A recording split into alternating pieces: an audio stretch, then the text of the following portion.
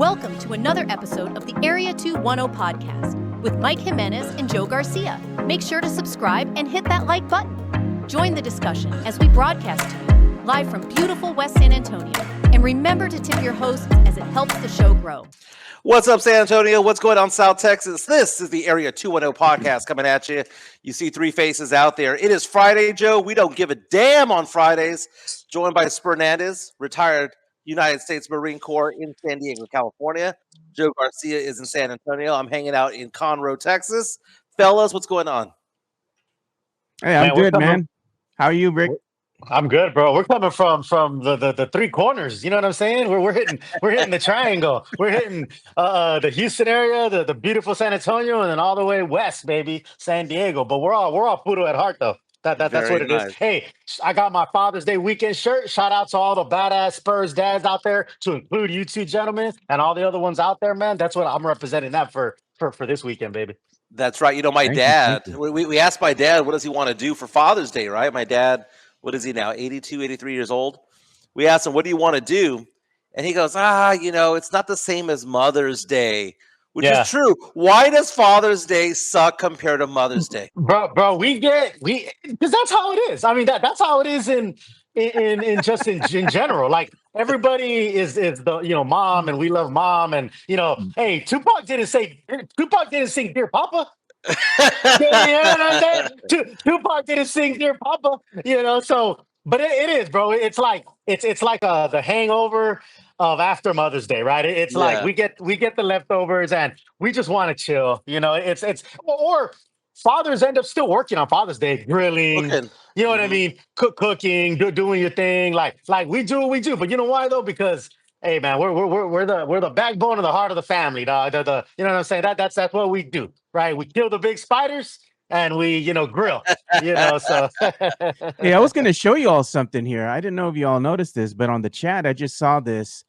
YouTube has given us a leaderboard, so it shows us the leaderboard of how nice. I guess involved everybody is by commenting and whatnot, and it's showing the number ones. Oh, is that with the little crowns at the number one? And yeah, number two? Man. Oh, wow. Cool. So number one is Jonathan Pettis, number two is Sam Salinas, and number three is Tex-Mex Frank. That's the leaderboard really cool. for you, man. That's really cool. I like that. So I just thought I'd share that with everybody, not just to only show the chat on here, but show you guys where you stack up on the leaderboard. And we have another leaderboard too that we'll show, because we have things we got to give away, Mike. Yeah, we've been holding back for a while, man. I think we were trying to get some away at your birthday party, but we got too trashed to give them away. That's the way it usually goes. Yeah. But we have gift cards, we have bobbleheads, we've got stickers, we've got all sorts of things. We'll figure something out when it comes to all that. By the way, thank you for MCS General Contracting for powering the chat. You can see on the right-hand side, Chris Gonzalez, Sam Salinas, JHNSB, Paul Four, Matt Gomez, Sith, who's coming off his first podcast. Yeah, I watched it in the shower. I got to be honest with you. I was Hey. Jeez, what do you mean? What do you mean by that? What do you mean by that? I watched. Well, come on, we all take our phone in the shower, right? No, bro. Spotify. No, Joe, you don't take your phone into the shower. Not at all. I got a Bluetooth speaker. I put up on the countertop. I put on the jams and I go in the shower, bro. I don't. How else do you TikTok, baby? How else do you TikTok? Oh man, I'm in the shower. I'm in the shower, bro. I ain't doing that. Now I know what I need to get Mike for his birthday or Christmas. There's those. I've seen these things on Instagram where it's like a little encased thing where you put your phone in the and it sticks to the shower. Yeah, Mike will be the dude. So and it closes, right? So you can have it. It's like a suction. Yes, exactly. Mike will be the guy though. He'll be like Unc, man. He'll be like Unc and go live in the shower, dude, without knowing. Come on. Hey, it's a little cold in there. It's a little cold in that shower. I was in the pool. There's shrinkage. George Costanza. Hey, we got an incoming super chat right now from Matt Lerma. Here comes the money. Matt Lerma saying Pacers going up 3-1 tonight. Thank you, Matt Lerma. Appreciate the support, man. Well, we can all agree whoever wins the game tonight is going to be the NBA champion, right? I mean, it's going to be hard for OKC to win 3 in a row, and it's the inexperienced. OKC is the better team, better talent. but it's the experience that is showing right now, which is why the Spurs will struggle the first year or two that we're in the playoffs unless we do get a Kevin Durant, unless we do get a big name player. But we have a lot to get into. We're going to get into the NBA Finals today. We're going to talk about the Spurs and all the BS rumors that have been swirling around that number 2 pick, because you hear these rumors about, well, hey, New Orleans is wanting to kick the tires. Can they move up to 2? Philadelphia, can they move up to 2? Would the Spurs entertain the idea? Would we want it as a Spurs fan for the Spurs to fall back into the draft? Also, the craziness happening over at UTSA Circle right now. Pat Hallmark, who is the coach, the manager of the UTSA baseball team that led them to the Super Regionals, he's apparently a free agent right now, a year ahead of his time. The weird story about how a typo has affected UTSA baseball and potentially the future of that program, because that dude is now a free agent on the market when he should be under contract. A typo has gotten him out of his deal. We'll get into that as well. We'll talk pop culture. We'll talk about Father's Day and whatnot along the way. Joined by Spurnandez and Joe Garcia. Spurnandez, you are today's guest. It is Friday, and what, Joe? On Fridays, we what? Like Mario Cavazos says down here, it's Friday, and we don't give a damn. That's right, baby. We don't give a damn. Let me go ahead and play the thing. I don't give a damn. So let's talk about it. Let's talk about. I'll let Spurnandez pick the topic first. You want to talk about Spurs? I think Pat Hallmark and UTSA. Yeah, I think the UTSA thing is interesting. I didn't read too much of it, but I did see something about how some type of typo kind of messed up with his contract, where he was supposed to be through next year or something like that. Yeah, so it was announced that he was going to have a 4-year extension back in 2022 to get him through the 2026 season, right? So he should have 1 year left on his deal. Yeah. But it technically expired on June 1 of this year, because somewhere in the contract, which was saying 2026, 4-year deal, there was one point in the contract that said 2025. And the University of Texas at San Antonio signed it. Pat Hallmark signed it, and he's showing the paperwork going, it says right here, you all signed off that 2025, I am a free agent. This program has gotten better and better and better over the years. This year knocked out the Texas Longhorns at UT 3 times, including twice in the playoffs, made the Super Regionals, were 2 wins away from making it to the College World Series. They got knocked out by UCLA last weekend. But now Pat Hallmark is a free agent. You're telling me that there aren't programs out there nationwide who are not looking at this guy and going, man, if he can take a 47-win team in UTSA, take them to 47 wins, get them on the cusp of the College World Series, beat the number 2 team in the nation 3 times on the road in a matter of 6 weeks, he's got to be entertaining offers at this point, right? And now what he's doing is he's throwing fire at UTSA going, hey, I want to stay, ... but our facilities suck. And Joe and I have argued about this and debated about how we've gone to UTSA baseball games over there at UTSA on campus. It's a Little League field. I mean, it is a Little League field. Holmes High School plays on a better field, on a better stadium than UTSA. And he's saying, if you want to keep me, great. Give me better facilities. Should UTSA pay more attention to the baseball team compared to what they have in the past? Rick, I'm going to say it like this, man. It's Peace Middle School quality, man. Man, that's rough. That's rough. It's Marbach nice, Rick. It's Marbach. That was when Peas was the Apaches, bro. They're the Bulldogs now. Bulldogs now. Because of publicly correct. Hey, we got an incoming super chat I want to get to real quick here, because it's from our boy Elias here. Thank you, Elias. We appreciate you. Here comes the money. He's just wishing us a happy Father's Day. He says, happy Father's Day, mi gente. God is good. Appreciate you, Sith. Right. Again, congratulations on your debut episode of Let's Talk Sith. I appreciate you. So we're going to go ahead and give you some love here, man. Absolutely, man. Yeah, man. Like I said, that's why I'm rocking the first Father's Day shirt. My oldest son and his girlfriend got me this shirt, and it's representing all the fathers out there, man. All the love for everybody. But like you said, Mike, they're coming off a cusp of the greatest season ever in UTSA baseball, maybe UTSA sports, period. Because I mean, that's a big deal. It's right. UTSA, and no, this is not a shot at football, nobody, but for the UTSA baseball team to knock off the very highly touted Longhorns, my alma mater. Hey man, that was a huge deal in Austin. In Austin, like it doesn't get any better than that for UTSA. And then to go to UCLA, out to LA, you saw the difference. Again in the levels, but they were there, man. They were competing. They didn't. They were up 2-0 in that very first game, right? So Yeah. they battled, bro. They battled. UCLA is another famed program, right? So it's ironic and interesting that coming off of that, we have this like controversy of the contract. So my man's got all the leverage. He's got the leverage because, like you said, big program's going to be calling. Big program's going to be calling, and it'd be a shame for UTSA after having such a monumental sports season to lose out on that coach, man. So, but it could spark the necessity of the better facilities.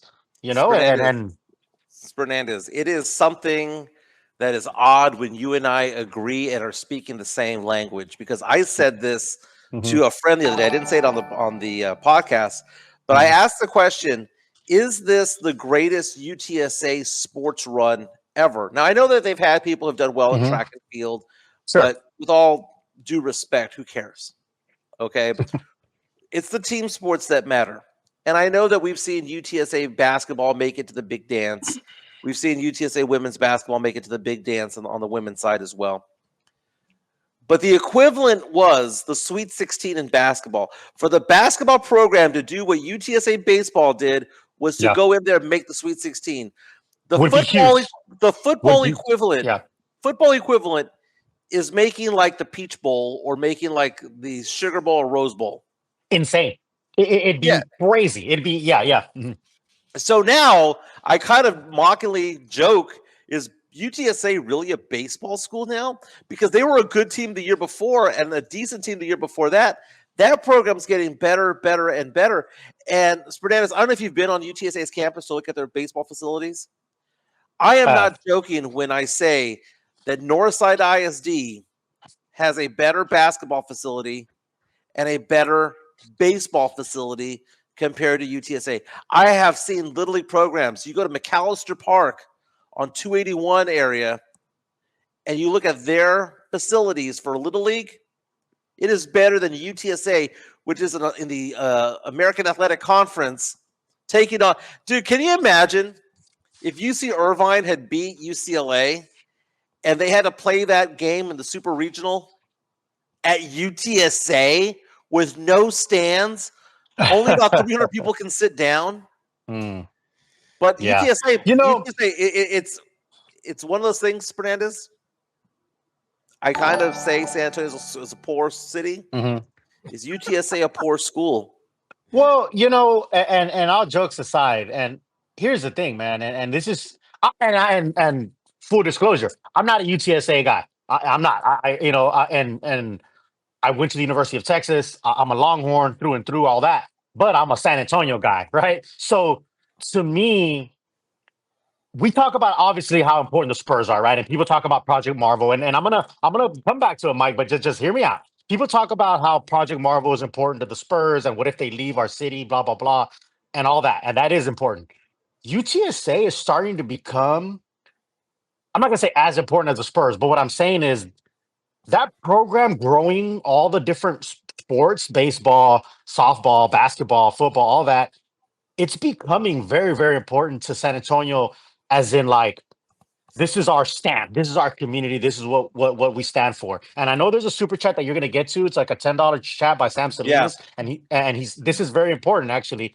He's talking about the problem with UTSA is there is a lot of UT fans or T-shirt fans or whatever you want to call them that are just, again, I'm a UT grad, right? I went to UT through the University of or through the ROTC program through the Marine Corps. I was blessed to go there. I would never have been able to go to UT. I wouldn't have been able to afford it. Didn't have the grades for it, but I was able to go through after 6 years and 3 deployments to the Marine Corps. I was able to go. So, and I'm not trying to talk about me. Point I'm trying to make is UTSA. There's it's not some community college. It's not some low rent place. I mean, stack it up to UCLA and different places, of course, but they're gaining momentum, man. Like and that's great for the city. I think it's extremely important for UTSA to keep the trajectory it's going for the city of San Antonio, right? And I mean, that probably sounds like common sense, like no shit. I'm not breaking news. I'm just saying, like, it's very, very important to the fabric of this community, for UTSA to get those better facilities, to get the publicity, to get the crowd, the fans behind them. So it's going there, man. And again, the football team is making strides. The baseball team is amazing. So it's great for the city, and I'm telling you, it's becoming as important as the Spurs. And I'm not trying to sound blasphemous. I'm just saying that's just another thing that we could sit here and say, hey, we hang our hat on UTSA, right? Right. You're here in San Antonio. It brings in a lot, and it's going to bring in the moment they start bringing in, recruits from other, Cali and hell, I would love for my son to come play UTSA basketball when he graduates next year. Like, why not? Why not UTSA? You see all these schools in like March Madness who are small schools and small programs that blow up after going to the Sweet 16 or stuff like that. So I think it's great for the community that UTSA is on the trajectory that they are. We got an incoming chat here from James Salinas Pledger. one. Yeah, we got one from James Pledger. They need it, but how? If they're struggling to get football facilities, how do the other sports keep up? So we're going to go ahead and show the super chat.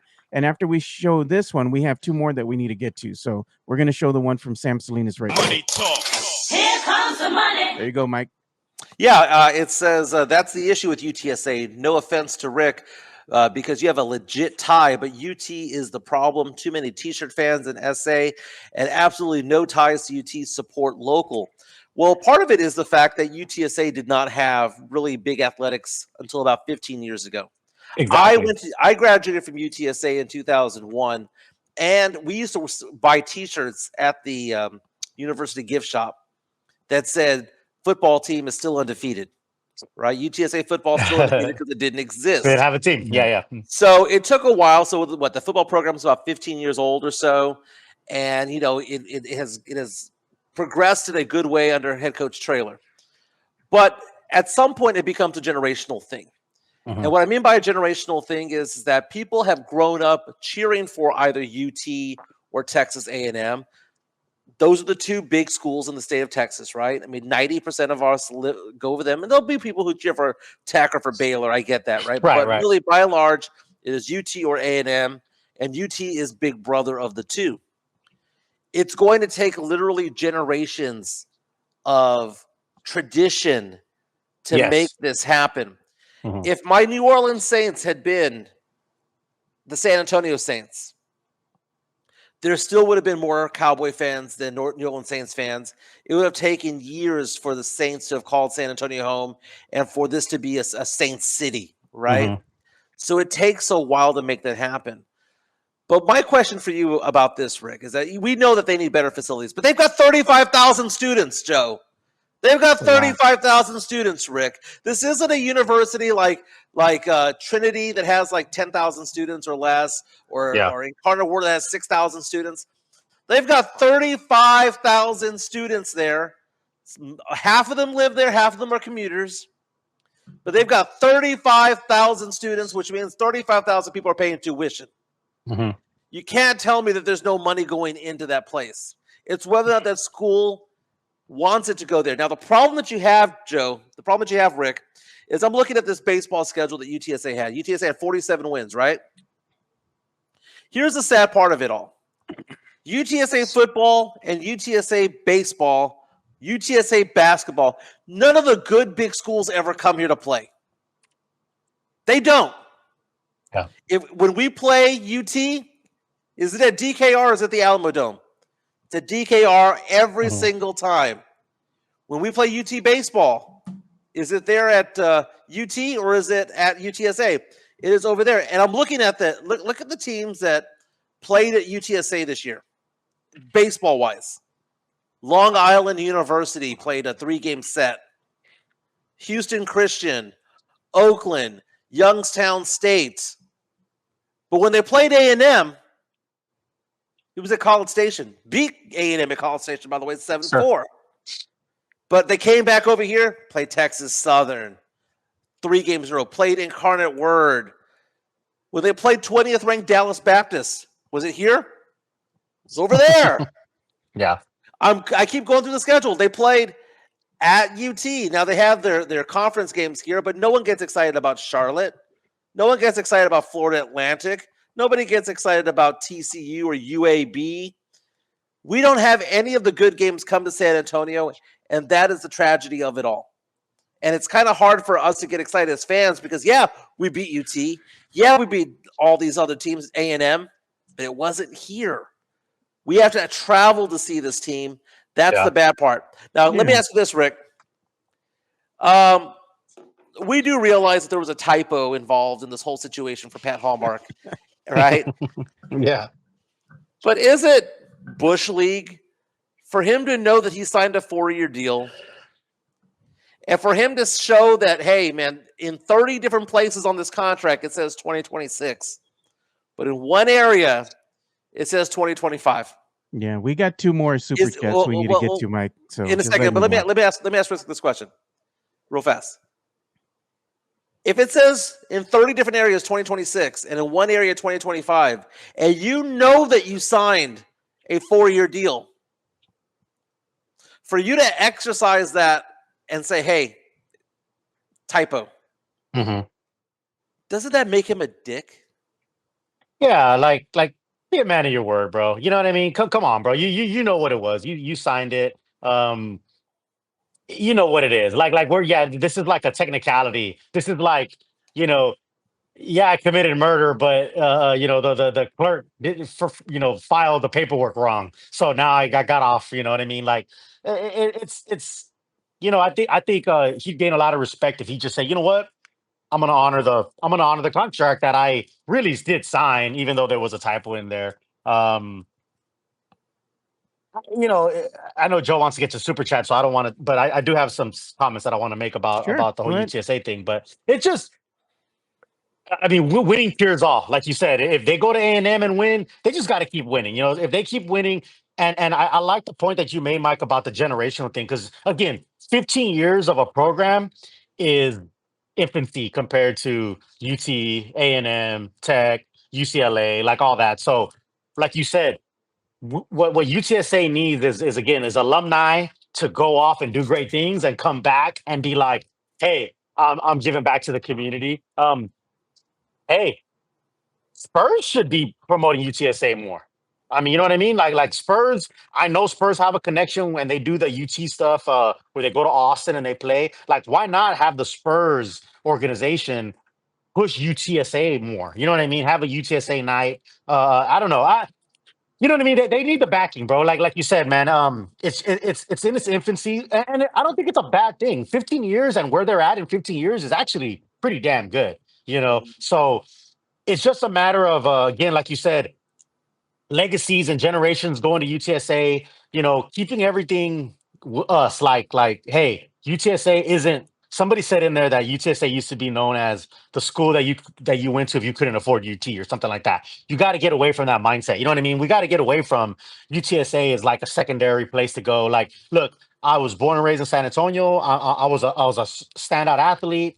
Let me go to UTSA. That's the thing. These young up and coming athletes, instead of going to UT, instead of going to A&M, if you're from San Antonio, why not say, hey, I wanna build at UTSA. You know what I mean? Like, I want to put this place on the map. So it's a lot, man. There's a lot to it, but I think they're on the right trajectory, though. I really do. Yeah, Sam Salinas reaching out to us on our YouTube stream. Our chat powered by MCS General Contracting saying, holy crap, Rick, spot on. It didn't help to have Spurs players at the UTSA game wearing burnt orange. Yeah, man. Yeah, I mean, it's fat. And again, I'm a Longhorn, and I love it. But I do see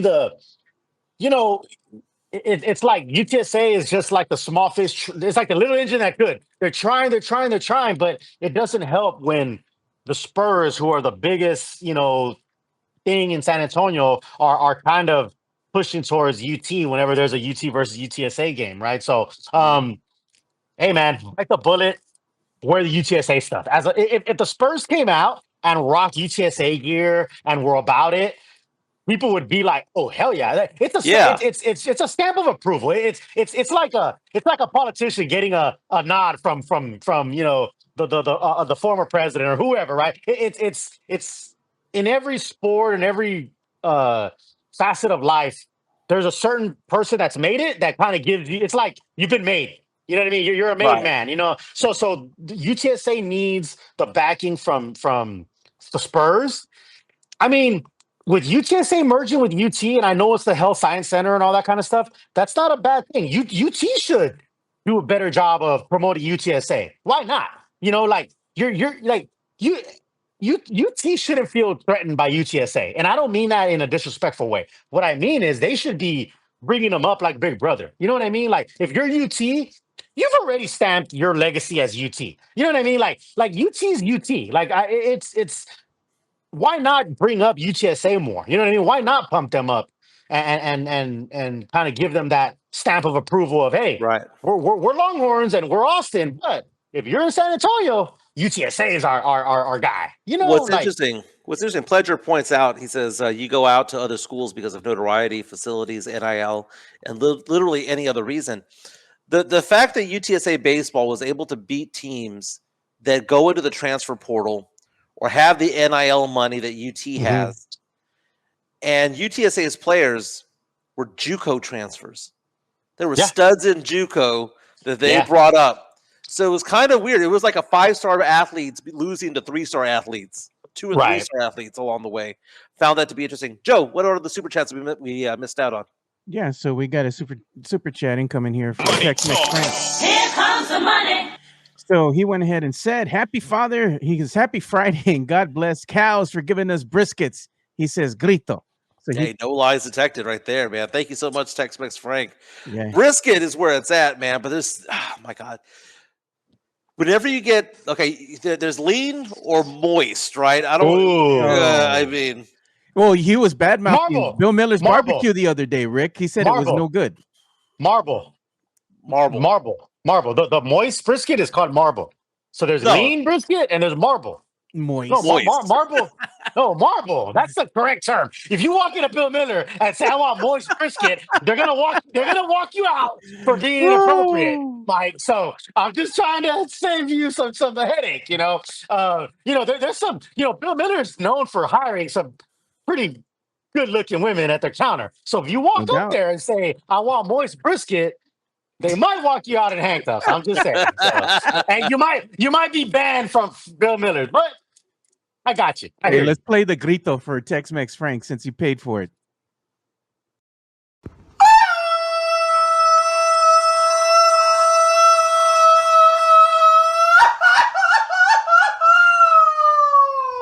¡Viva México, cabrones! Whatever you do, don't say that in downtown San Antonio while ICE is going through. But man, joined by Spurnandez and Joe Garcia. We got another super chat incoming. Oh, what we got? We got 2 more actually. This one and one more. Here comes the money. And this is from Jason Garcia. He says, "Happy Father's Day to all. I don't give a damn in the Pacific Northwest," because he's over there in the beautiful state of Portland, Oregon. Thank you, Jason. Thank you, Tex-Mex Frank. Thanks to everyone who's sending us some super chats. And we got another super chat we got to get to here. And this one is coming way of another viewer here. I thought we had another one. Oh, no, it was somebody that subscribed. So my bad. Very nice. We're inching closer to 2,500 subscribers, man. We're going to get there pretty soon. One story we didn't talk about, but I just remembered. If I had told you that there was a former NFL star wanted for attempted murder this morning, and I had to say, bet your life on who it's going to be, we all would have said Antonio Brown, right? Yeah. Antonio Brown wanted for attempted murder for an incident that happened after a Miami boxing match in May. This dude's straight up nuts, Mike. He needs to be committed or something, dude. He's a menace. Yeah. And this was way of TMZ, so I'll go ahead and show it to you guys. I mean, he's out banging politicians' wives. Dude, this dude's straight up nuts, man. So apparently they have video of him per TMZ here of him actually fighting with the security guard, taking away his weapon, and then firing off 2 shots. And he got so close to killing somebody, an innocent bystander, the bullet grazed his neck. Wow. I mean, and they got video of him, and they said they let him go. I'm like, why? Now, we know that when Antonio Brown dies, they're going to cut open his brain, and they're going to realize that he has CTE up the ass, okay? Right. This is what it is, because a lot of these players that you look at and you think to yourself, they're just flamboyant. They're just out there. They're opinionated and all that stuff. No. They're jacked in the head from playing football for so long. We saw that with Aaron Hernandez, and now we're seeing that with Antonio Brown. They're screwed in the head. They really are, which is why probably the smartest person in football the last 10 years was Andrew Luck, who was like 30 years old. Done. I'm done. Yeah. But it's a tough sport, man, and it's your brain isn't meant to be banged around like that. And the same thing is said for boxing, right? I mean, you could go around boxing and see a lot of fighters, obviously, and there's no helmet. I mean, you're getting punched in the head. Your brain isn't meant to be rattled that way, and you could love him and hate him. But Floyd Mayweather was kind of like the Andrew Luck situation, where he said, I'm not going to be standing there getting hit in the head and risk my life and not be able to see my grandkids. I'm going to box. I'm going to move. I got it. I know, and I'm just trying to give an example of.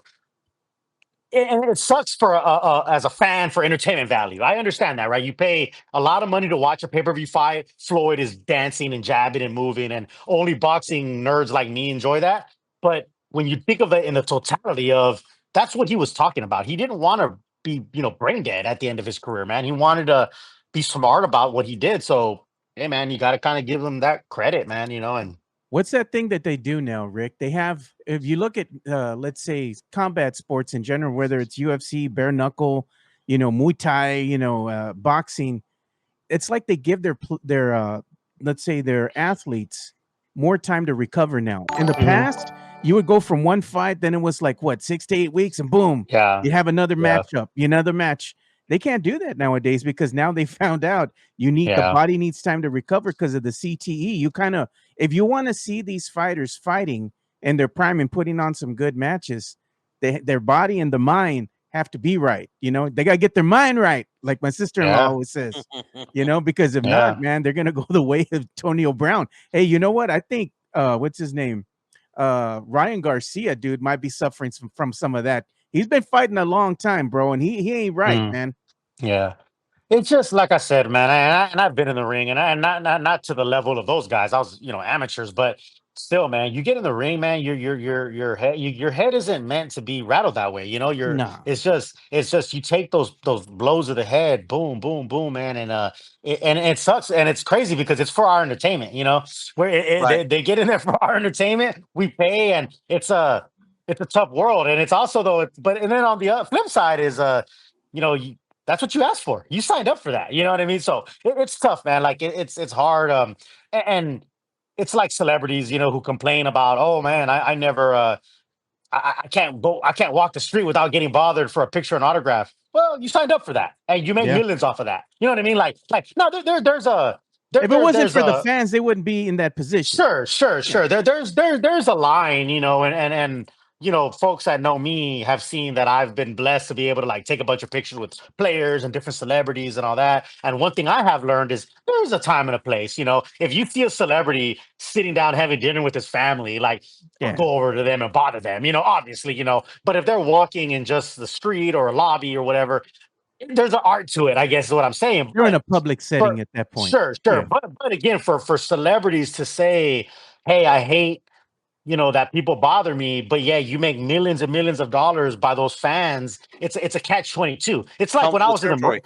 Yeah, exactly. It's like when I was in the Marine Corps. I used to tell my Marines this. I would tell my Marines, hey, listen, Marines love like, hey, I wear my dress blues and my uniform, and everybody respects me, and everybody, buys me drinks, and they love that part of it. But what they don't like is waking up at 5 a.m. to go run, cleaning toilets when you're a private. All the stuff that you don't like. It comes with the territory. Like you don't get to the big dog status without starting at the bottom, So I Right. would tell my Marines, I would give my Marines the analogy of it's like being a celebrity where you can't say you don't like being bothered because I'll tell you what, if you're a celebrity and people don't recognize you, you failed. You know what I mean? Like you literally like that, like your Yeah. whole point in life is to be recognized as a celebrity. So if people walk by you and don't care about you, you're not you're not where you want to be. You know what I'm Now, saying? So does Spurnandez, Joe? I wonder if Spurnandez gets recognized when he goes to the Frostbank Center. Absolutely. Because he is royalty. He and Steph oh How are can you man. not royalty. recognize him? He's going to be stacking the cups, bro. Oh man. And then he does them when we win, we bounce. He's almost on the Jumbotron. Come on. It's minor status. I'm not trying to Yeah. act big time, but you know what? I no, you know what's I have, and it's I've been blessed to where like I've been games like in Sacramento, LA, and or at Frostbank, of course, and people are like, oh my god, you're Spurnandez, whatever, and it's cool. I love it, and I'm not trying to act like I'm somebody big time, but. I like if somebody says, "Hey man, I want to take a picture with you" or whatever. Like, fuck yeah, dude, let's do Yeah. it. Like why not, bro? That's if no one gives a shit about you, then like, damn, you kind of like, You're not holy big crap, timing nobody. You're not big no, timing no, nobody. I'm definitely not big timing nobody. If you know, you know. If you know, you know. I'm not big timing anybody, but it's all good, man. It's all love, man. It's pretty awesome. And I've seen people that I've known from Twitter and be like, oh shit, you're so and so. Like, hell yeah, bro. Like, Yeah. it's all love, man. It's Yeah, all we love. got an Well, we're incoming gonna- super chat from Matt Lerma that we got to address here. And it might be a good segue for the next segment here. Money talk. Yeah.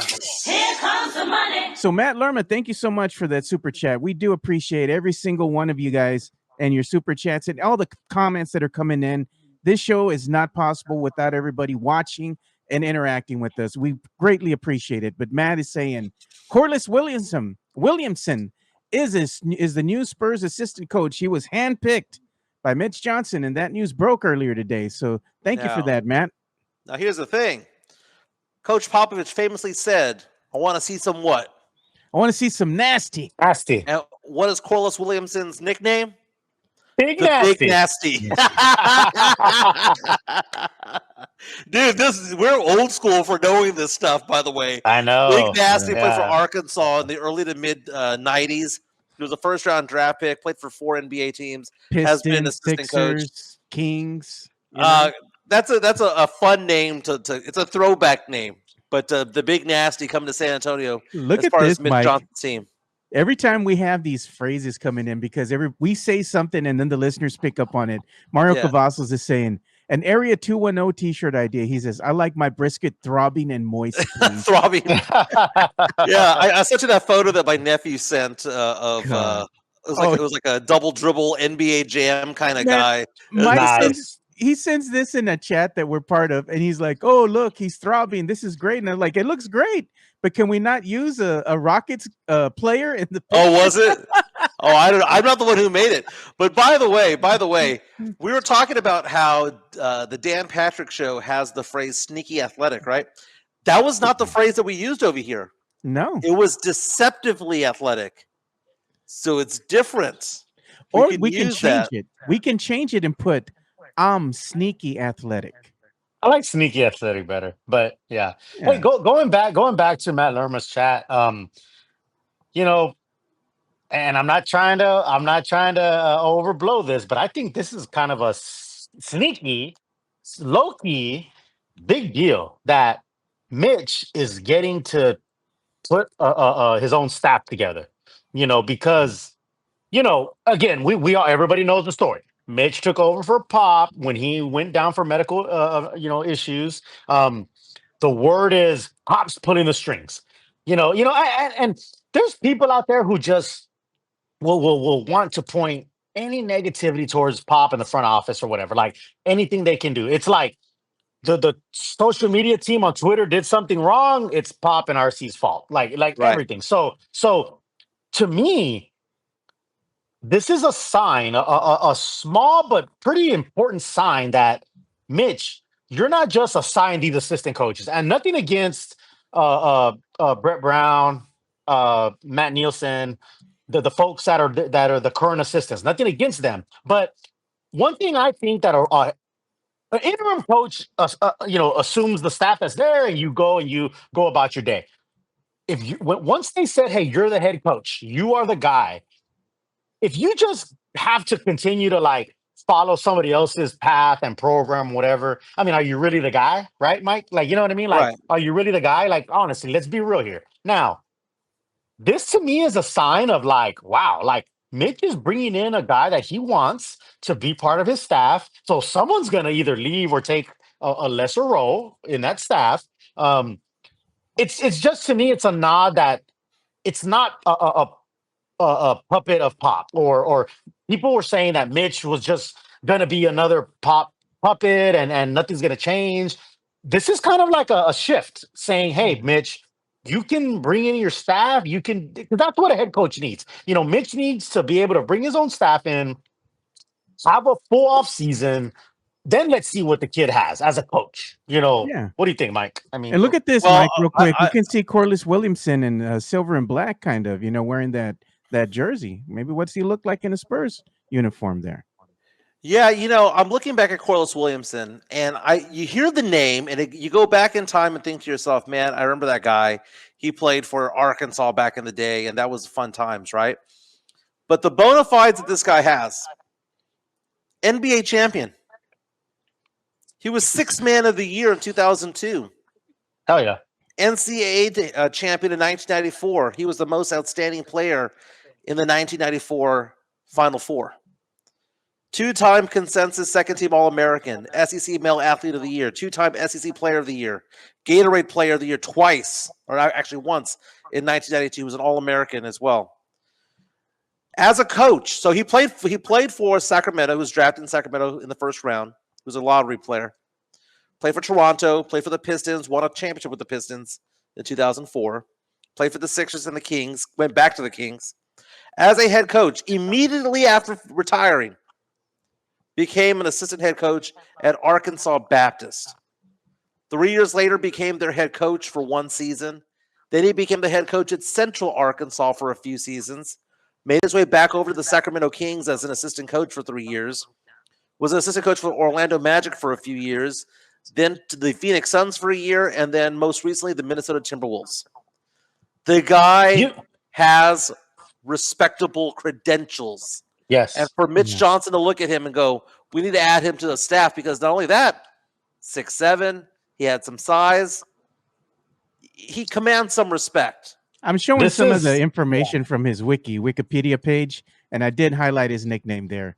His nickname is the Big Nasty. Yeah. I love that. And yeah, Mike, just like Mike just went off on his like where he's been. Exactly. That's a good basketball mind. I've always said this.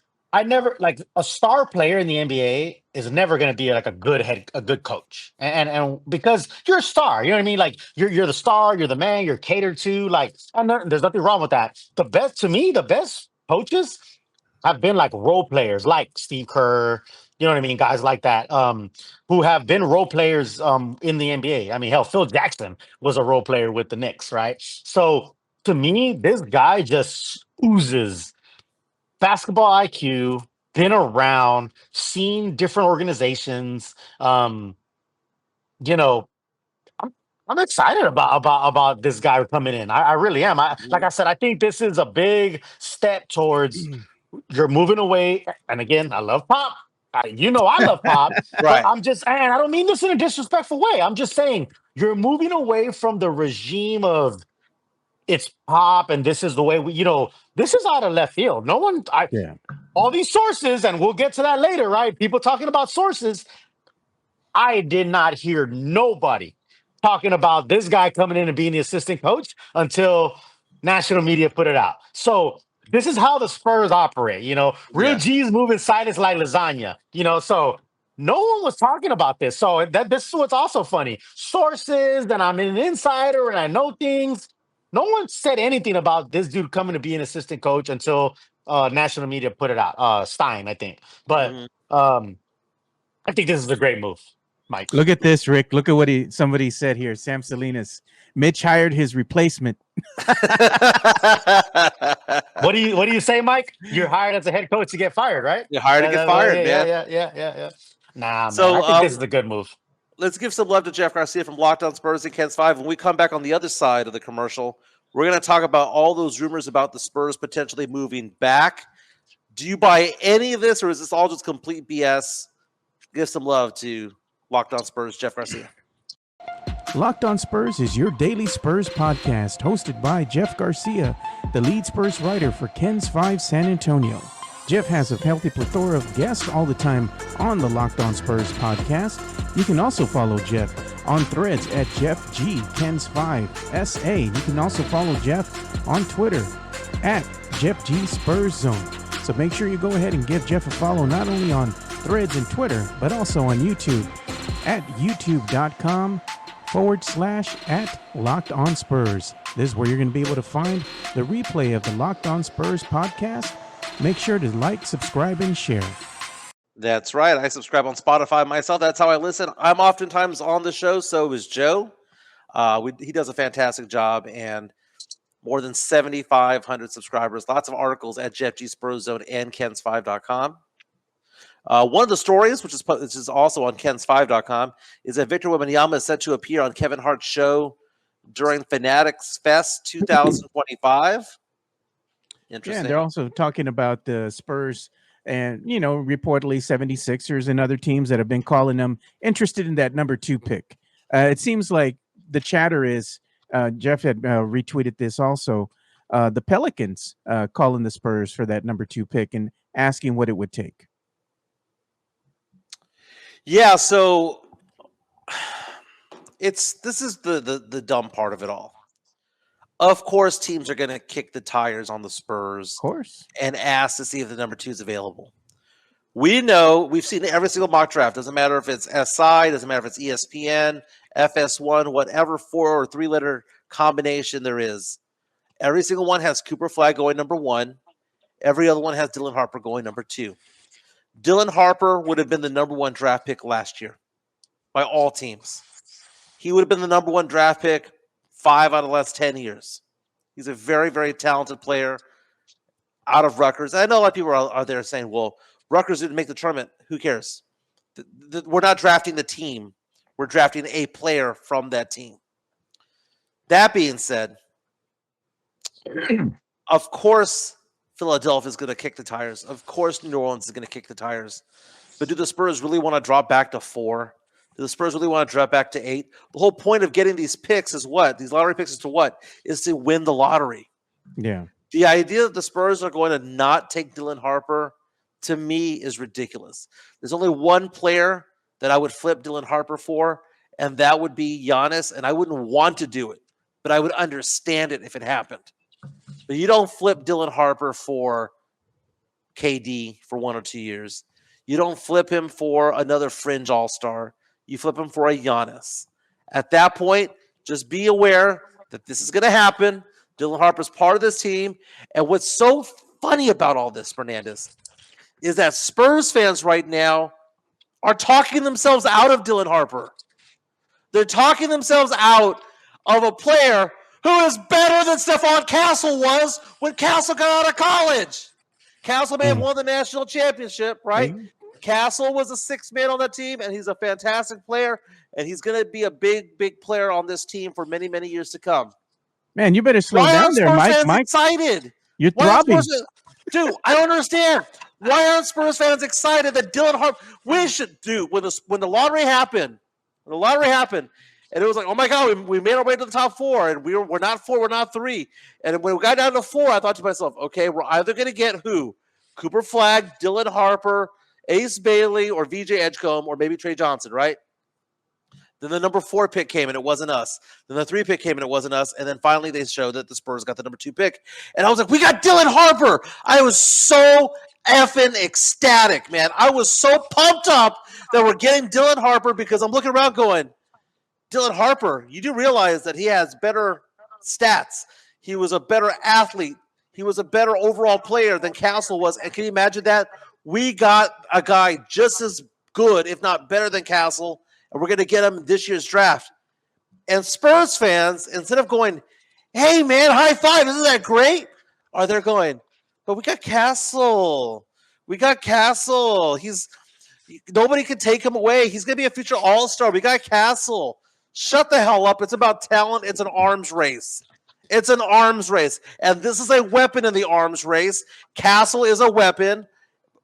Harper is a weapon. And by me saying that Harper might actually have a higher ceiling than Castle, and we know Castle's ceiling is pretty high, it's not a diss on Castle. It's letting you MFers know that Harper's that good. He is that good.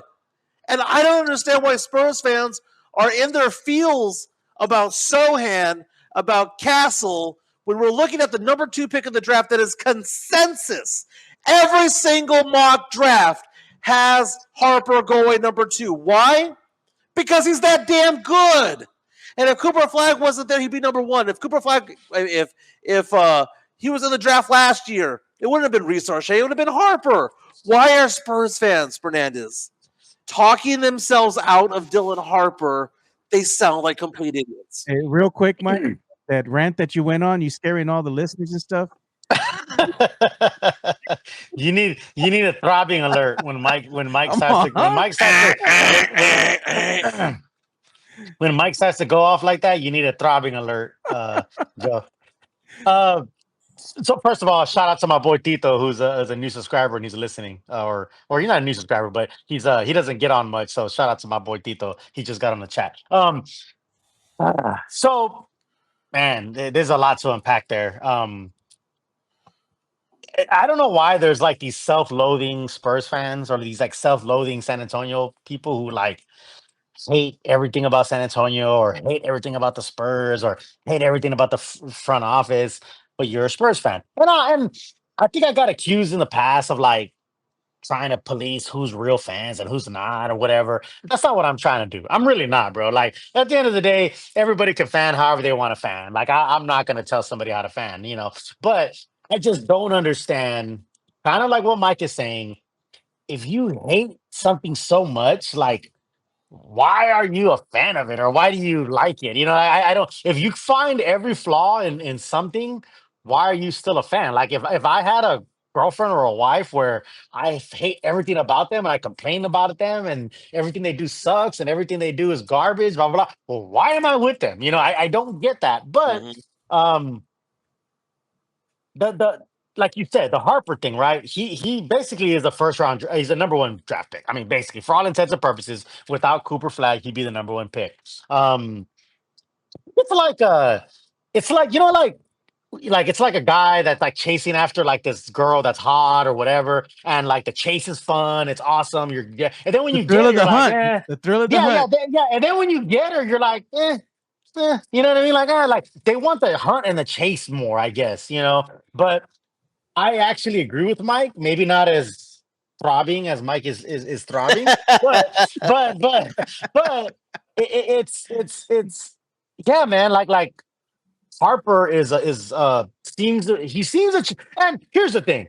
There is no guarantees in life. This is what I also hate, and I talk about this a lot, and I've said it on this show. I never want to talk in absolutes, and what I mean by that is like there is no guarantee. There's no guarantee that a fucking meteor doesn't crash right now into San Diego and I die. Like there's people say things like Harper, is guaranteed that he's gonna be an all-star and whatever. It's not guaranteed. Now, people also say it's guaranteed that the Spurs are never gonna like trade for a big star and blah blah. No, it's not like things aren't guaranteed like that. Things are ever flowing. You know what I mean? So for your money's worth in Vegas, Harper seems to gonna be a guy that's gonna pan out to be a star. He does. I mean, he has the tools. He has the size as a guard. He has the pedigree and his father. I mean, all signs points. Mike's a finance guy, right? Mike knows money. He knows the finance. He's a very smart finance guy, and I know we'll plug him later. But it's about calculated risk, right? You take risks, right? You say to yourself, is the risk worth the reward? Is it not? And things like that. I do that in the Marine Corps. Hey, is the risk worth storming that hill? Am I going to die or am I not? What are the probabilities? So the probability that Harper pans out is pretty high. So like you said, when we got the number 2 pick, I was ecstatic too. I was excited. I was happy. Most Spurs fans seem to be happy, but it's almost like we just can't have anything. It's like we can't have anything nice. It's like a self-fulfilling prophecy. Like the fans started to I don't want Harper because of Castle and this and that. And like you said, it's not a knock on Castle. I love Castle. Castle's my guy. I think Tavares says it in the chat. I think all 3 guards can coincide. I do. I think you can run a set with Fox, Castle, and Harper. You can run a set with them. I don't think it's an issue. It's a positionless game nowadays. Even if somebody comes off the bench, there's a way to make it work. But to want to give away the number 2 pick is ridiculous.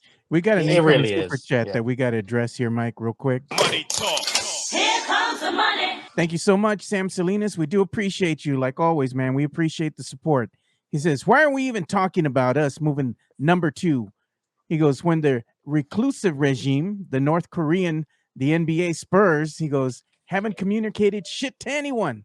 He's saying that it's just hearsay at this point. Mm-hmm. Let's go over Dylan Harper's stats, shall we? He played 29 games for Rutgers, started 28 of them. He averaged 19.4 points per game, 4.6 rebounds, and 4 assists. So he was almost a 25-5 guy, right? Kind of like DeMar DeRozan stats. He shot 48% from the field, 48.4, 33.3% from 3. Is that good? No. Is it bad? No. Which is a great starting point. If 33.3%, that's higher than Wemby, that's higher than Sohan, that's higher than Castle. He went off and shot 75% from the free throw line, averaged 1.4 steals per game, averaged a little bit more than half a block per game, all-around good player, 6'5" without his shoes. That's according to the Combine. He's a good player. Tavarius on our chat says the problem is that Spurs fans are not excited because of the position. That if he was a small forward or a center or a power forward, we would, or a big of any sort, we'd be excited about it because it kind of fits what we are already doing. And that's understandable. It's understandable. That's the whole point of it all. Is that it's just like, because I mean, the Spurs aren't in the position to look at it and draft Ace Bailey or Con Knipple because they think they're not in the position to draft position. They're not in the position to draft for position. Right. That's exactly it. If they were like in the playoffs and the Western Conference Finals and they were like one tweak away, then we'd say that, right? We'd say, draft for position. They're so far away from that you have to have you gotta have talent. You gotta have talent. And people are saying it in the chat. You make it work, you make it fit. I think Castle can play 3. I mean, I think he could play the 3. I think he could defend threes. A small forward is when I say 3. So I think Castle can do that. I love Castle, man. Castle just had the Rookie of the Year. I'm not throwing shade, but it was a weak rookie year draft, right? It kind of was. Somebody's got to win it. I'm not throwing shade. I'm just saying, though, let's be honest. It wasn't like this crazy, like, oh, who's going to be the Rookie of the Year? Dylan Harper, and I'm not saying this as a guarantee because I don't speak in absolutes. Yeah. He seems to be the kind of player that will have a better rookie year than Stephon Castle. Yeah, and that doesn't mean he'll win Rookie of the Year. I'm just saying that, That doesn't mean he'll be Rookie of the Year. Yeah, I don't mean he's going to win Rookie of the Year. Just because you win Rookie of the Year doesn't mean you were the best. I mean, I don't know if this makes sense, Mike. Tell me. Just because you win Rookie of the Year doesn't mean you're the best rookie that year, if that makes sense. Yeah. I mean, you had the best year. It doesn't mean you're the best player, if that makes sense, Comparing them is different. Shade on Castle. Yeah, I love Castle, but I think Harper, from what I've seen so far, has the potential to have a better year than Castle, and he may not win Rookie of the Year. I right? think how That, smooth he is, yeah, getting up and down the court. He glides. And yeah. it's funny because I love Stephon Castle, one of my favorite players on this team. Probably is my favorite player on this team. You were all When, about him. You were all when about him before the draft last year. I mean, you were the one. loved him, loved him. I Yeah, mean, yeah, for yeah, months beforehand, I was like, dude, this is the guy I would want on this yeah, team. yeah. So I love Castle's play. When I see Castle and Harper out there, I picture it like a pitcher who could throw a splitter, fastball, 98 miles an hour, and then someone who throws the off speed pitch. Yeah. Because you see Castle can rock the rim. Castle can attack the basket and dunk it. We saw that. Could have won the slam dunk competition, right? Yeah. But the way that he moves in a herky jerky kind of way, Manu-ish. Mm-hmm. You don't know if he's coming at you full speed. You He's don't a know lefty. you don't know if he's going to slow down. He's a southpaw. Yeah, it's different, man. It's different, and I love watching Harper play. I love watching him glide. I just think that I think Harper is super talented, and the player comparisons. Do you believe in the player comparisons? I think it's a gauge. It's a gauge. So the comparisons, and I'm looking at the Athletic right now, of what they have as Dylan Harper, a hybrid of Cade Cunningham, James Harden, and SGA. Sheesh. It's hard to turn that down, man. It's hard to turn that down because of the position. It really is, man. I do think he's Cade Cunningham-esque. So, Hey, I just wanted to show the results real quick from the poll so we can kind of move on from the poll because I want to create a new one for everybody here in the chat. So the results here, we're asking, who is going to win tonight? Do you all got the OKC or do you have the Pacers? 73% say the Pacers are going to win tonight. And we had 44 votes and we have 56 people in the chat. So it was pretty good turnout here for the voting from the fans. So thank you so much. I'm going to end the poll. I'm going to start a new one. We're going to go ahead and base it on what you guys are discussing right now. And the title for this one, I'm going to ask the question: can Stephon Castle and Dylan Harper coexist on this Spurs team? We're going to go ahead and start that poll right now for everybody in the chat. And there you go. Very nice. Very nice. Hey, let's talk about the NBA Finals on the other side. Game 4 tonight between the Indiana Pacers and Oklahoma City Thunder. But before we get to that, let's talk about MCS General Contracting and their Diamond Hard Concrete. MCS General Contracting, more than 30 years of combined experience in concrete placement. They are the best in the business, honest pricing, high quality work. They get going on house foundations, driveways, concrete patio decks. If you want to extend the deck, extend the driveway. If you're a business and you need to put together a slab, a parking lot, or other concrete placement services or sidewalks, reach out to MCS General Contracting at 210-774-9155. They're confident in their skills, so give Chris Leha over at MCS General Contracting a call at 210-774-9155. And thank you for being a sponsor of this show. That's right. Doesn't matter if it's residential, government, or business, they can do it for you. Get that slab going. Concrete slab, concrete patio extensions, sidewalks, basketball courts, pickleball courts. They do it all. 210-774-9155. 210-774-9155. You can go to Chris Leha's Twitter account, and you can see the videos that he posts of all the work that they General do. Contracting. Yeah, MCS General Contracting site as well. They power the chat. They've been with us since day one. They do a fantastic job. I have hired them myself. They did an amazing job at my house. I have their Yeti. I have 2 of them, actually. And the Yeti says hashtag Diamond Hard. Chica took it out of the dishwasher and was like, Diamond Hard, huh? And I was like, yeah. That's what she said. Hey, you know what? I was going to go ahead and share some videos. One of our listeners here had made a request, and they said if I could go ahead and find the video of Dylan Harper working out here. So I'm going to go ahead and put that on there so y'all can go ahead and check this out, because they just wanted to kind of showcase his talents, so to speak. So I'm going to go ahead and show that. You all tell me what you all think. And it's probably a video that you've already seen circulating, but we're going to share it anyway. Mm-hmm. And there you go. Yep. I mean, of course, this is in the context of being in a controlled environment, but nonetheless, it still looks impressive. Yeah. He's a lefty. He's a softball. lefty. Yeah.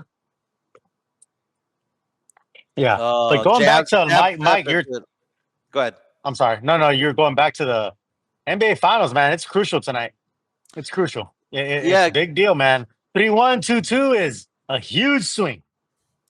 I wonder what Vegas has for this, by the way, because Vegas has been wrong all 3 games when it comes to the spreads.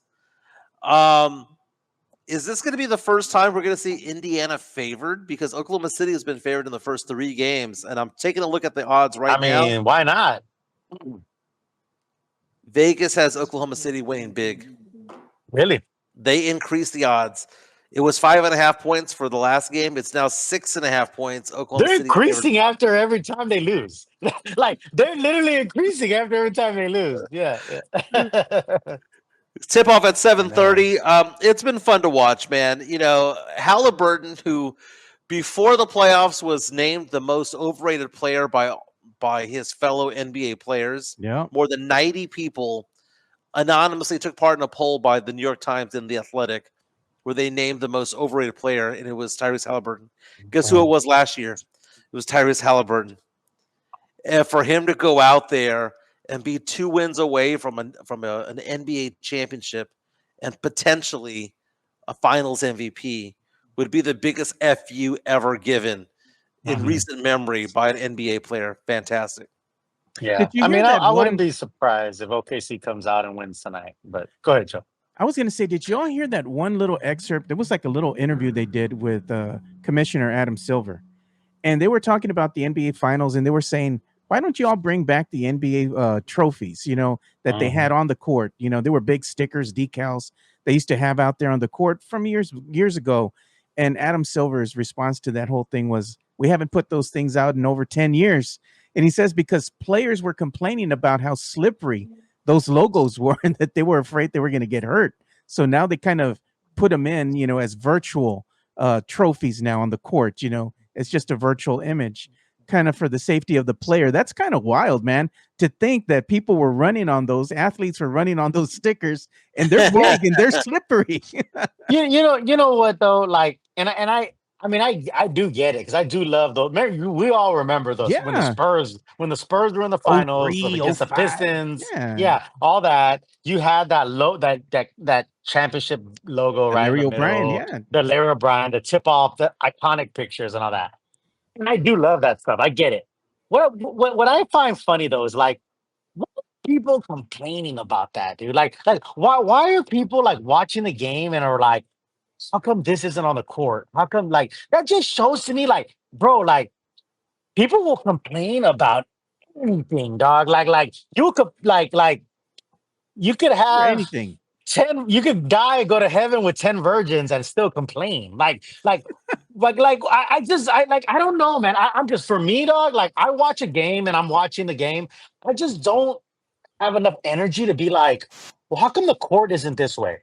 And how come the production isn't this way? Like, but that's what, especially Spurs fans, that's what people do, man. Like, I don't know, man. I think we've come to this society where if you're not complaining, then you're not like, then you don't care. You know what I mean? Like that. That's kind of, I guess, how people feel. And I've seen Spurs fans say that, right? The ones that are funny to me are like, I complain because I'm holding the team accountable, and like I'm a real fan because I'm complaining about the team. Okay, you know what's funny? What do you mean holding them accountable? Like nobody's listening to you. Like the team isn't listening to you. So like, I don't know, man. I just don't like if I watch a movie, I could watch like a Pauly Shore movie, right? Mike would appreciate this. A Pauly Shore movie has no meaning. It's just a joke. It's just fun. But if I watch a Pauly Shore movie and I'm worried about like, what's the message that they're sending me? Like, why aren't they being deep? Like, you know what I mean? Like why am I watching this? I just think like that's just the epitome of like wanting to complain because you're watching an amazing basketball game, an amazing game between Pacers and the Thunder are giving their all, our blood, sweat, and tears, and you're complaining that there's not a logo on the court. I don't know, man. I mean, you know what's funny I to don't me, know. Rick and Mike? This is what I'm going to tell you guys. Spurs fan, diehard Spurs fan. They refuse to watch the finals because the Spurs aren't in it. I get it. They don't have a dog in the fight. I love watching the NBA in general. I'm a Spurs fan, yes, first and foremost, but I love the game. I love watching good teams go at it. And I've been watching the finals, I've been watching the playoffs, and I got to say, you're being treated as something special here. I think this is history in the making. I think that the Pacers are a team of destiny. And if you're not going to watch just because, oh, I'm a diehard Spurs fan, the Spurs aren't in it, that's dumb, dude. The last team of destiny in the NBA Finals, in my opinion, the Toronto Raptors when Kawhi Leonard was going off. When Kawhi Leonard made that shot against the Philadelphia 76ers, That that little bounce around. little bounce around. Yeah. That was the team of destiny type of thing, and you kind of felt that was just going to go their way. I didn't think Indiana had the firepower to do it. I still don't think they have the firepower to do it. They do seem, though, like the team of destiny, though. They do seem like a team of destiny. They do. They do. I'm not saying they're going to win. I don't know. I'm just saying they seem like it. But it would be great. Okay, I'm going to tell you why it would be great for Indiana to win. It gives hope to small market teams. First ever championship for them. Yeah. It gives hope to, hey, you don't have to be a 1, 2, or 3 seed necessarily. You can be a team that gets in there and just gets hot. We see this in March Madness, right? A team that makes its way in, barely gets to the 20 wins. Yeah, but you're a then heater. get You're on hot. a heater. You're on a heater. Yeah. And that's what they're doing. That's what they're doing. Yeah. I was out in Laughlin, Nevada last week, right? I was on a heater, dude. I was winning slot after slot. Well, I was at a blackjack table, Spurnandez, with the dealer. It was the first time ever in my entire life. The dealer could not bust. Busted every single hand, just bust.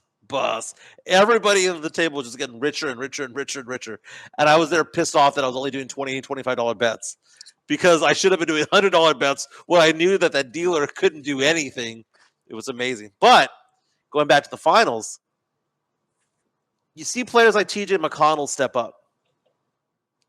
I like that. Ben Mathurin. Yeah. They are the heart and soul of that team. Right. But see, this goes back to, like the Spurs, right? Sohan and different players, role players, Keldon, where was CJ a couple of years ago? Where was Ben a couple of years ago? Like those Siakam, like those players have been written off from other teams. Like those players were exactly. They were so. I just you got to give these guys some time. I know people don't want to hear that. I know people don't want to hear like just give them time, be patient. But you do. Like these dudes are 20 years old, 21 years old. Like it's crazy to write somebody. I mean, if somebody wrote me off at 20 years old, 21. Then goddamn, I'm glad nobody judges me from my 21-year-old self. Put it that way. Like, I'm glad that that's not what people define me as when I'm 21, 22 years old, because that's just crazy, man. And I try to bring this back to us normal people. Again, when we were 21 years old, whatever way we were doing, if you define me as a man at that age, then I'd be cooked. I ain't shit at 21, 22. So it's just difficult, man, to judge a guy that's 22, 21 years old. I got it. Sohan maybe not have the right mechanics or this, that, and the third. Does it mean he can improve? He can. Will he? I don't know. Maybe he doesn't. I don't know. I'm just saying, to say that something's a foregone conclusion that you're 21, you suck right now, you're garbage. That's not the case, because you could see, again, the Indiana Pacers are full of guys that were written off by other players or fans were done with them. Let me ask you this. Is Rick Carlisle, head coach of the Indiana Pacers, is he a Hall of Famer? We didn't realize it this entire time. This is the third franchise he has taken to the NBA Finals. He took the Pistons. He took the Mavericks. Now he's taking the Pacers. He's won one title. He also won an NBA championship as a player. Have we been sleeping on Rick Carlisle this entire time? Well, this is like the Fresh Prince. We. We. Yeah, Oh, come on. yeah, When I yeah. say we, I'm talking I about know what you mean. society in general. I know. He's a what you're good saying. coach. I know what you mean. I'm just messing with you, Mike. He is a good coach. He was. I mean, that first Dirk Dallas championship, and I'm not a Dallas guy, but I can appreciate that. I can appreciate Dirk and Dallas winning their first championship. That was a big deal. Rick was Right. there. I think that. I mean, again, going back, he was a Boston role player. This is what I said earlier about good good to great coaches are generally role players, not stars. He was a role player on those Boston teams back in the day. Rick Carlisle was, right? So he won championship as a player, as a bench guy in Boston. So he learned, saw all those different amazing coaches and amazing teams in Boston. I think Rick Carlisle should be mentioned with Pop, Spo, in this generation. I'm not going back to like Red Auerbach and those guys. I'm talking about this era, this like generation of coaches. You can't deny Rick Carlisle. And if people are talking about in the chat that he's a Jim Carrey lookalike, he is. Yes. But yeah, man, Rick Carlisle is a very, very good coach. He's amazing. I think he's a Hall of Famer. They're fact checking you here, Mike. Well, no, I never said he won it. I said he'd been to the finals twice. He lost. Right. He won with Dallas. He won it with the Mavericks. Yeah. No, I had it straight. Yeah, you did. But I'm looking at basketballreference.com. Rick Carlisle has the 11th most wins by a head coach in NBA history with 993. Next year will become the 12th player, or the 11th coach rather, in NBA history with 1,000 wins. The coaches ahead of him. The next one he'll catch is Rick Adelman. After that, it's Larry Brown, Phil Jackson, Doc Rivers, George Karl, Pat Riley, Jerry Sloan, Lenny Wilkins, Don Nelson, and then number one right now is Greg Popovich. The only head coach right now that's in the top 20 that's active, by the way, there's three that are active. Doc Rivers, God, he sucks. If he makes it as a Hall of Famer, I'm going to be pissed. Eric Spoelstra is number 17 all-time in coaching wins. And then you've got Rick Carlisle. Yeah, I think Carlisle, this is his Hall of Fame moment. Oh, right? If he wins, if they win here, man, that's gonna push him into the stratosphere, man. It really is. I think he's already he's borderline right now. He's borderline. This is a good comment from Mario Cavazos. He says, Rick Carlisle, the modern day Larry Brown. It's a good way of putting it. That is a very good way of putting it. Yeah. It's not sexy, but he gets the job done. Yeah, that's what I'm saying. He's not like a yeller. He's not out there like being crazy. He's just even keel, getting the job done, man. And like you said, it's not sexy. It's not controversial. He doesn't have all these sound bites, but he's just getting the job done, man. And at the end of the day, that might be what you need. The best two coaches I think in the NBA that are good at adjustments, Rick Carlisle and Coach Spo. No, that's just my opinion. Yeah. I think they can make great adjustments, especially like Rick Carlisle, and you see what he's been able to do. And sometimes in the NBA playoffs with the Pacers and even going into the finals, it's been the tale of two halves. The first half, they might stink it up, but they come out that second half, he's made some adjustments, and lo and behold, he gets them close enough just to be within that striking distance, and then Hallie goes off and does his thing, and they find a way to win, Yeah. And we got Jonathan C., who I appreciate on the chat, but I like these guys who always try to have these gotcha moments. You know what I mean? He keeps saying things over and over. Like he said, Rick didn't win a chip with Detroit. He didn't say that, but he's saying like y'all talk about Rick like he was an asset to the championship. Man barely broke a sweat on the court. I just said that.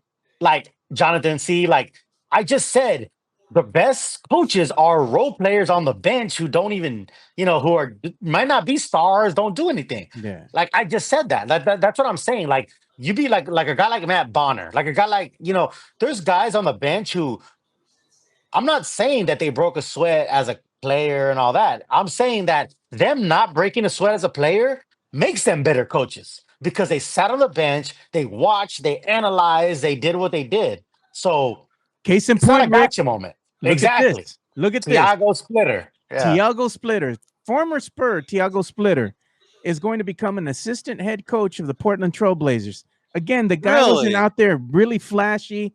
He was just a great role player, got things done, and look at what he's doing. He's moving on, becoming an assistant head coach. Maybe he'll be a head coach someday in the NBA. There you go. People act like just because you don't play like minutes. Okay, first of all, you like what it takes to make the NBA. Like the sweat, the just the fucking work that you put in to make an NBA roster. Even if you're the last man on the bench that doesn't get any playing time, right? Do you know how good you got to be? Like, do you know how fucking good you got to be to just make the NBA and sit on the bench, for every Right. single game? Look at Mike. That's what's funny to me is like these guys in the chat are like, Julius Chape is going to be a great coach. And probably. Cardio. Probably. Yeah, Cardio. not an NBA coach. Probably. Yeah. He's Yeah. going to teach you how to lose weight by doing cardio. Yeah. No, By the way, but I'm saying. we have some minor breaking news on Yeah. the NBA. Russell Westbrook is going to become a free agent. He declined his player option. Yeah. He had a player option for $3.4 million to return to the Denver Nuggets. Yeah. He is declining that. Yeah. Russell Westbrook, whether you like him or not, is Mr. Triple Double is going to be a Hall of Famer at some point. Yeah. Averaged 13 points, 5 rebounds, and 6 assists this year. For his career, 21, 8, and 7. Goodness. Yeah. Yeah. Yeah. Going back to the coach talk, JHNSB says Jason Kidd debunks this.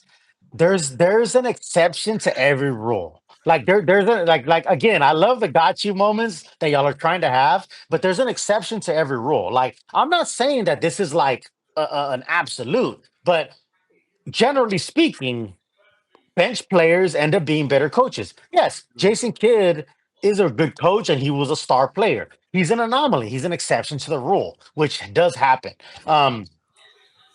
I'm just saying, man, to get to the NBA, to be the last man on the bench who gets 0 minutes, you're a bad motherfucker. Like you were all high school, all college, all whatever, right? So you got to be bad to get there. So I'm just saying, man, like usually though, those guys that are on the bench that don't really get to play have a big basketball IQ. Look at Mexican Junior. He says, who's the better foreign Spurs big? Fabrito or Borto? Thiago Splitter? Or the other one I'd like to throw into the mix, the one that everybody forgets, Rasho Nesterovic. Yeah. The answer is Zarko Paspai. Oh, if you know, you know. On, yeah. Darko, brother was smoking cigarettes, man. Remember Luca with the tea? Darko was just lighting them up, bro. Hey, what about Yamahimi? Yamahimi. Yeah. Nazir Muhammad. Yeah, okay. Yeah, Nazir. Yeah. You know what? I'm going to throw a Spurs name out there. They're talking about Francisco Elson. That's another one. Yeah. I know he wasn't international, but back in the 80s, Frank Brakowski was the man, dude. Oh, he was the enforcer, man. He was a big bruiser out there, bro. That was his nickname, the big bruiser. He was a brick. Yeah, he was a brick, man. Yeah. I remember him throwing it down. They used to put him in the games just to go out there and foul the living shit out of some brother, man. Hey, coach would go, you're good for what? You're good for 6 fouls, right? Like, get in there, man. Shit, yeah. I remember he was a Seattle Supersonic at some point, and then he got into it with the Spurs. Him and the Spurs started going at it. It was a big fight on the court, man. Yeah. I'm watching Pat McAfee show. Sham Sharani is on right now. I'm trying to see if he said anything interesting. But I had somebody ask the question on Twitter yesterday, do we all miss Woj? I miss that Woj. Because Woj versus Shams was a great battle. Shams against Mark Stein. Yeah. Well, Shams was.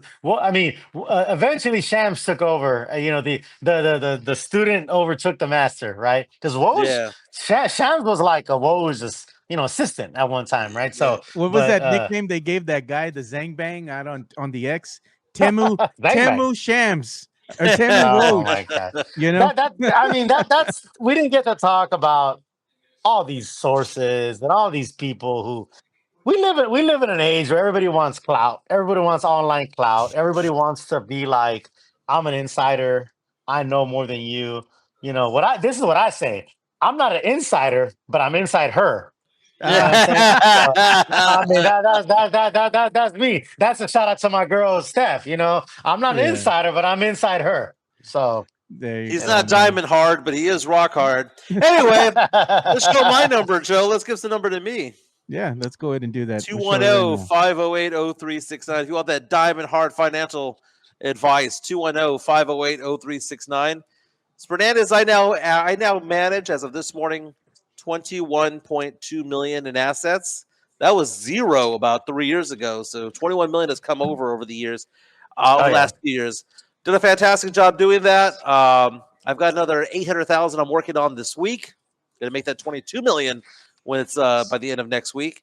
If you have questions about retirement accounts, stocks, life insurance, disability, long-term care, life insurance is a big deal, man. It's a big, big deal. Get it done. And what a lot of people don't do is they don't know what they've got. So I explain things in proper English, right? I explain things in a basketball way, analogies, football analogies, whatever gets it in your head as to what you're doing. It's pretty cool, man. Do a good. I like doing what I do, man. 19 years in the business. It'll be 20 years in August. nice. 210-508-0369. Hey, Fellas, let's go ahead and show the poll results Yeah. here, man. I'm gonna go ahead and show those on screen right now. So we asked the question here: can Stephon Castle and Dylan Harper coexist on the Spurs team? 87% of the fans here that have voted think so. 13% say no. So I think the overwhelming response is they can coexist on the team. You know what? Doesn't matter if they can or can't. Whoever's the best one gets to stay. And it might not be Castle. Spurs at number 14. If the Spurs pick at 14, here's what they got to do. And we'll end this with this topic. They got to find Sohan's replacement at 14. Not to say that he's going to be replaced, but I will tell you this much about Sohan. As much as I give him crap about one-handed free throws and all that stuff, the biggest complaint I have about Sohan is that he is not available at all times. He misses a lot of time because of injuries. If we have another season where Sohan only plays 55 games, done. I don't care how good you are defensively. If you're missing a third of the season and you're basically a mini version of Kawhi, you shouldn't be 21, 22 years old and miss 100 games in your first 4 years of your contract. Gone. Spurnandez, would you sour on Sohan if he misses another 28 games this year? I mean, I want you on the court. Like, I don't care who you are. You got to be on the court, right? If you're not on the court, then yeah, you're not valuable to anybody if you're not on the court. I think Sohan is going to have a good year this year. I think he's going to have a pretty, maybe I don't know, breakout year is probably a little much, but I think Sohan's going to have. I mean, it's a contract year, right? It's a contract year. And his B saying, man, he says Sohan is the most elite defender in the league, according to the fans, though. I mean, he is a defender, man. He is a defender. I mean, he's tried. He's done what was asked of him. Here's the thing, man. And I know Mike was very critical about the Sohan at point guard experiment. He did what was asked of him. You know what I mean? Like, it wasn't his idea. You know what I mean? Like, he did what was asked of him. So there's something to be said about that. Somebody could have been like, "No, I'm not doing that." So he did what was asked of him. He tried. He's a company guy, quote unquote, if you want to say. He's a team guy. You might not like to hear that, but I don't know. I mean, you know, and I know he does stuff for the community, and people don't give a fuck. People are like, "Oh, I don't care what he does." I mean, I don't know, man. There's a lot to it other than just, "Hey, are you a good NBA player or not?" I think he's ingrained himself with the community and with the fans. And I'm not Matt Lerma, who's like, what did he say? I love you so hand, Poppy. I'm still here. Yeah. I'm not saying like just because he colors his hair, we need to keep him. I'm not saying that. He's got to. Oh, that's what everyone says, though. You know, No, he's got to produce. Mike, no, he's got to produce. The alien and the clown. No, he's got to produce. He's got to produce, and he has some skill and talent that he's got to produce. Man, this is going to be a big year for Sohan. I think this is going to be the make or break year. You're forgetting one important thing, though, Rick. You know what Sohan's name's going to be after this season? Gone. He's gonna be We gone. shall see. We shall see. We Gone. shall see, man. Just get We Asa shall see. Newell, and he's Yeah. there. He's basically Sohan. He's out The of here. Dude. 14th pick is very intriguing. That's why I love KD and I would love to have KD in his scoring, but giving up that 14th pick, man, I don't know, man. This is a deep draft. I think you can get like a guy like Asa Noel or Carter Bryant or different folks who Mhm. maybe can be Sohan's replacement. I don't know. Very That nice. 14th pick is a lot more valuable than we think. That is Spurnandez. That is Joe Garcia. My name is Mike Jimenez. Everyone enjoy the weekend. Have a happy Father's Day. I'm going to be heading to San Antonio on Saturday, tomorrow, and I'll be there for a couple of days, hanging out with my dad and all that stuff, hanging out with my Nice. daughters and whatnot. Joe, happy Father's Day. Do you have any Father's Day wishes? Happy Father's Day to my dad, by the way. Yeah. Do y'all have any Father's Day wishes you'd like to let out?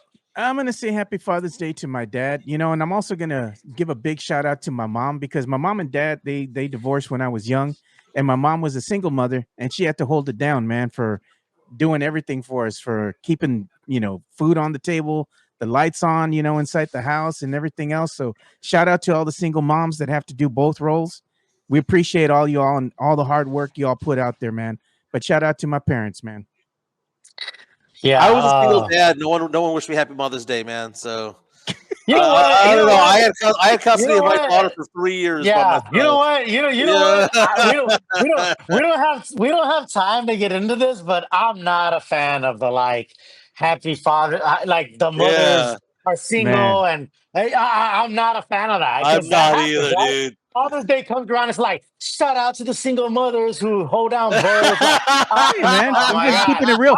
No! I'm keeping I'm it not real. Jojo. I'm not. No disrespect to you. I'm just saying in general. Yeah. Like I'm not a fan of that because I see that all the time. You know Right? what's funny? Let's put it like this, Rick. Shout out to. Hey, you should have picked a better baby daddy. Like I don't know why you picked him. You picked him. Like I don't understand why you're Woo! tripping. Like these girls are like going off of how much of a piece of shit their baby daddy is, blah blah blah. You pick him. You open your Oh, legs for him. man. Like I don't understand. This is the thing that my daughter gets mad about, right? Because the ladies, I agree with you in that regards.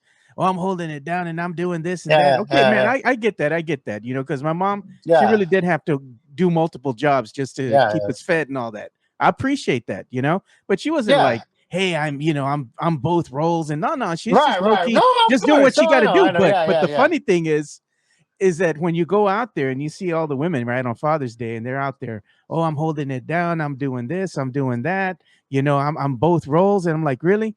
You're holding it down? They don't need a man. That's the one that gets me. I don't need a man. I don't need a man. Really? Yeah. Go change a tire. Go change that tire for me, man. Yeah. My daughter gets mad when I say that, bro, but I'm just speaking facts, bro. I don't need no man, but you know what? When you call roadside assistance, when you stranded on the side of the road, who's gonna come help you? A dude in a pickup truck.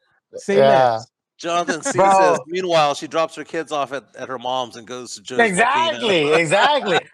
I said, hey, during Fiesta, you know who the real heroes are? The grandmas during Fiesta. 2 weeks of babysitting. You know what I'm saying? All those single mothers are taking the babies to fucking grandma and are partying during Fiesta, baby. Hey, that's the Fiesta sucia, exactly, Yes, exactly. No, what's the female version of throbbing? What are they doing? Moist? I don't know. Pulsating? Boys? Yeah. Oh my god, we went off the rails, bro. Jonathan sees. I like Jonathan C's comment. He said she has a son named Aiden and drives a '03 Nissan. Ultimate from the other way. And she wears scrubs. Hey, Scrubs. my girl wears scrubs. What's going on? No. Scrubs drives the Nissan. My baby Aiden is my king. Always the Nissan Ultima, bro. Always. Hey, bro. I'm just telling you, bro. It is what it is, dog. It is what it is. But somehow their kid has enough money to go to private school. Exactly. Where's that coming from? Kids got Jordans. It's coming from OnlyFans, dog. It's coming from OnlyFans. That's where it's coming from. You know how they have career day? how the fuck are you gonna feel when you have career day and your mom brings a fucking tripod and a camera like for career day to show what she does? You know what I'm saying? Like, come on, Wow. bro. You be selling pictures of feet, bro. Ya sabes, bro. Hey, career Spurnandez day knows ball. hey, career day and your mom showing up with her OnlyFans page, you know? Jeez, bro. No, hombre. Yeah. Well, on that note, happy Father's Day, everybody. Have a safe weekend. If it look outside and see if it's going to rain or not. Okay, how about that? Everyone have a fantastic day, fantastic weekend. See you guys on Monday. Spurnandez, happy Father's Day. Joe, Appreciate happy you, bro. Father's Day. Thank you. Thank you. And to all the single moms out there holding it down, you had your day last month. Hey, exactly. You had your day last month. Fuck you. Fuck you. In the Nissan Altima, bro. In the And then he Nissan said Altima. exactly. On E. You know Ooh, what with I'm the saying? That Nissan silver cap Altima's on kid E next to with her, a dude. silver With the cab kid. Exactly. Hey, I love, I need a man. I need a man that's 6'3", that makes $100K a year, that's gonna take care of me and my 3 kids. Like, nah, bruh, nah. All right, man. You all have a good Yeah. weekend. We're out. We'll see you boys on Monday. Peace. Yeah. Stay